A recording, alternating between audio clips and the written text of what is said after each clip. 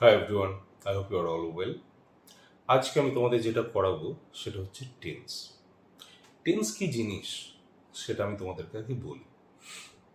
কোনো কাজ হওয়ার সময়, কোনো কাজ ঘটার সময়, সেটা বর্তমান না অতীত না ভবিষ্যৎ, এই যে কোনো কাজ ঘটার সময়টা, এই সময়টাকে আমরা বোঝাই টেন্সের মাধ্যমে।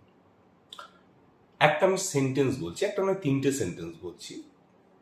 I eat rice, I subject, eat verb, rice object. I ate rice, I subject, ate verb, rice হচ্ছে object. I shall eat rice, I হচ্ছে subject, shall eat verb, আর rice হচ্ছে object. তাহলে তিনটে সেন্টেন্সেই আইটাও সেম থাকছে, রাইসটাও সেম থাকছে। Change কোনটা হচ্ছে? ভার্বটা। কোনোটায় ইট, কোনোটায় এট, কোনোটায় shall eat. তাহলে আমরা এই যে ভার্বের ফর্মটা আছে, এই ভার্বের ফর্মটা চেঞ্জের মাধ্যমে টেন্সটাকে চেঞ্জ করি, অর্থাৎ সময়টাকে পরিবর্তন করা হয়। তার মানে কি? আমি ভাত খাই, আমি ভাত খেয়েছিলাম, আমি ভাত খাবো। আমি আর ভাতটা সেম থাকছে, খাই, খেয়েছিলাম, খাবো। তাহলে এই ভার্বটাই, ভার্বের রূপটার পরিবর্তনের মাধ্যমে আমরা টেন্সটাকে পরিবর্তন করে দিচ্ছি।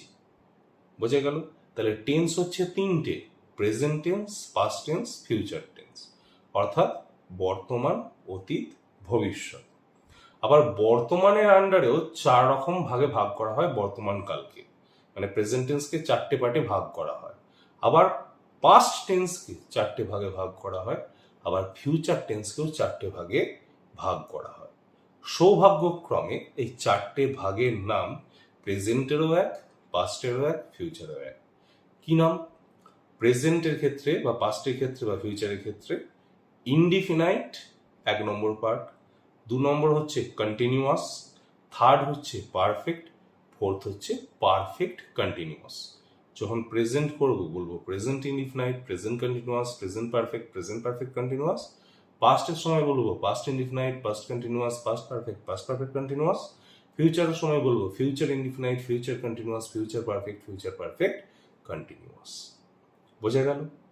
4টে ভাগের নাম একই, বাট এদের ডেফিনেশন গুলো আলাদা হবে। প্রেজেন্ট ইনডিফিনাইটের ডেফিনেশন আলাদা, পাস্ট ইনডিফিনাইটের ডেফিনেশন আলাদা, আবার ফিউচার ইনডিফিনাইটের ডেফিনেশন আলাদা, তেমনি বাকি পার্টগুলোরও ডেফিনেশন আলাদা। আশা করি তোমাদের কোনো বুঝতে অসুবিধা নেই। তাহলে কোনো কাজ ঘটার সময়কে বলা হয় টেন্স। বোঝা গেল? সেটা বর্তমান না অতীত না ভবিষ্যৎ, সেটাই বোঝায় টেন্সের মাধ্যমে।